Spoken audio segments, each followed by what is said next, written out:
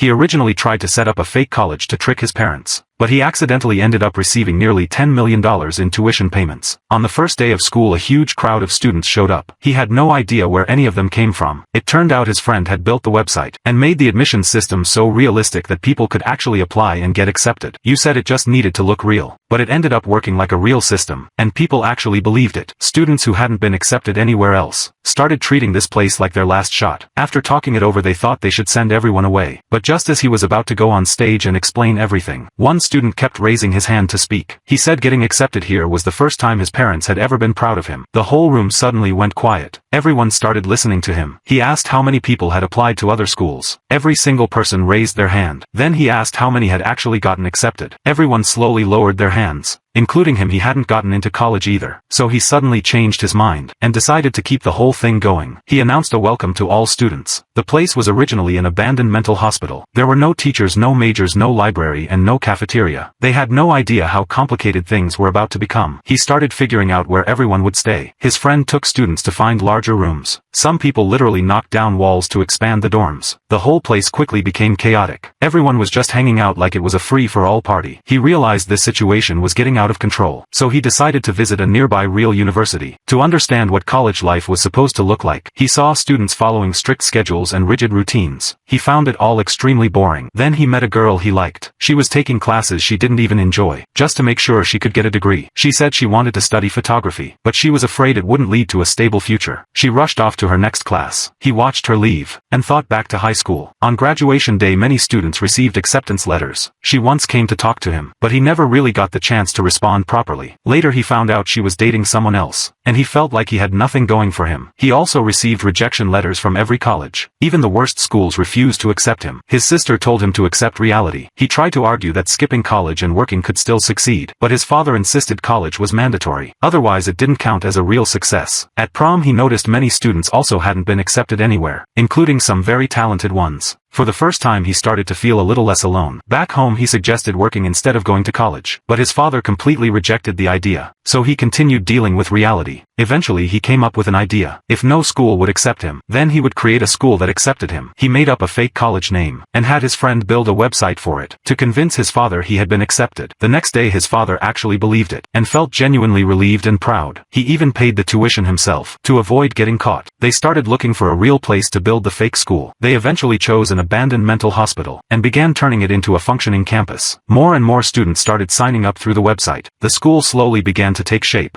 More students moved in over time. Friends joined in to help build everything. A new member also came along, and everyone started working together on the fake school. Soon real students began showing up to enroll. Meanwhile, the dean of a nearby real university was planning expansion. He judged schools mainly by their rejection rates. The harder it was to get in, the better the school. He also planned to build a grand entrance road, and assigned the student government to handle it. That project would directly affect the location of their school. The renovation was almost finished. The father asked to meet the dean to confirm everything. He became nervous and didn't know how to handle it. So he asked his friend to pretend to be the dean. But this guy had a very strange personality. His behavior and speech were completely unpredictable. At first he refused to participate, but later agreed under certain conditions. Meanwhile, complaints started coming in. People noticed the school didn't look like a real institution. He had to deal with outside scrutiny, and kept the fake dean on campus. The fake dean officially took on the role. More and more students kept arriving, and began living freely on campus. When the father visited the school, he was completely overwhelmed by what he saw. Even though it felt unprofessional, he still chose to believe it. The school even received its first tuition payment. Things were starting to feel real. To keep the lie alive, they decided to expand into a larger abandoned building nearby, turning it into a second campus area. The school kept growing in size. At the same time, another university noticed what was happening. They began investigating the sudden new school. A student government leader also got involved. He was assigned to clear the surrounding area, and their school happened to fall inside that zone. The campus slowly started forming a more complete structure. Students were free to choose whatever activities they wanted. There were no fixed classes or schedules. Everyone simply did what they were interested in. Some discovered creative passions. Some found ways to express themselves. But outside pressure kept increasing. The real university began questioning everything. They believed the school did not meet any official standards. Internal disagreements began to form. Some wanted to keep things the way they were. Some wanted to make it more legitimate. Friends also started disagreeing. Some wanted to return to their old lives. Others had already adapted to this new place. The father requested a formal meeting with the dean, so the fake dean had to step in again. The meeting turned chaotic and unpredictable, but somehow it still worked out. The father gradually accepted the existence of the school, and even began to support its direction. the school continued operating normally. Student numbers kept increasing. Life became more stable over time. But outside investigations continued. They were getting closer to exposing everything. Meanwhile, new courses kept being added. Each student could suggest what they wanted to learn, and everyone would participate together. The school became a fully open learning system. Some students found a real sense of belonging. Some even became informal teachers. The system gradually took shape, but the risks kept growing as well. Without official accreditation, everything could be shut down at any moment. They realized the situation was becoming serious. Outside authorities were closing in. The school kept expanding, turning into a stable community, no longer just a temporary experiment. People managed daily operations, organized spaces and activities. Even though it was chaotic, it started forming structure. Meanwhile, investigations continued to escalate. The real university confirmed it had no legal status. They worked with authorities to shut it down. The removal plan moved forward, and the school was officially marked for demolition. Internal divisions became sharper. Some wanted to continue as usual. Some were afraid of being shut down. Others wanted to leave early. Friend groups began splitting apart. Tensions increased across the board. His own pressure kept rising. The father started carefully checking all information. The website still looked complete, but inconsistencies were becoming obvious. He insisted on meeting the administration in person. So the fake dean was brought back again, but he still acted completely unpredictable. The situation became extremely hard to control. Yet the father was still partially convinced. The school continued expanding. More and more students kept arriving. Everyone treated it as a place to discover themselves. No fixed curriculum, no strict direction. People simply followed what interested them. Some studied photography. Some studied music. Some ran experimental classes. Some even taught their own courses. The system became fully decentralized. Meanwhile, the real university intensified its actions. They began collecting formal evidence, preparing to publicly expose the school. The entrance construction project moved forward, and the school was now directly in the target zone. They realized closure could come at any time. One friend began to change noticeably, trying to fit into an external fraternity culture. He slowly lost his sense of self, without even realizing it. The girl also began to hesitate, influenced by the freedom of the place. She started rethinking her future choices, but she was still constrained by reality, torn between leaving and staying. Then the final conflict broke out. Parents suddenly arrived on campus. Everything turned into a confrontation. Order completely collapsed. The real university dean publicly declared the school illegal. No facilities, no accreditation, no system. Parents became furious. Students fell into chaos. Some packed up and left immediately. Others stood frozen without knowing what to do. For the first time, he faced the situation directly. He admitted it started as a scam, but insisted the learning was real. Students also began speaking up. Some said this was the first time they felt recognized. Some said they finally found direction. Some said they finally understood what they wanted. The room slowly fell silent. Officials began evaluating everything. They pointed out missing requirements in facilities, courses and staff. By traditional standards, it did not qualify. But students continued explaining. Learning happened naturally through interest. Everyone was both student and participant. In the end, the officials reached a decision. They would not grant full recognition, but allowed a one-year probation period for observation. The atmosphere gradually eased. Parents slowly accepted the outcome. The girl chose to stay with him. The school resumed operation. Now under observation and adjustment, he finally got some relief from the pressure, and everything ended in an uncertain but still continuing state.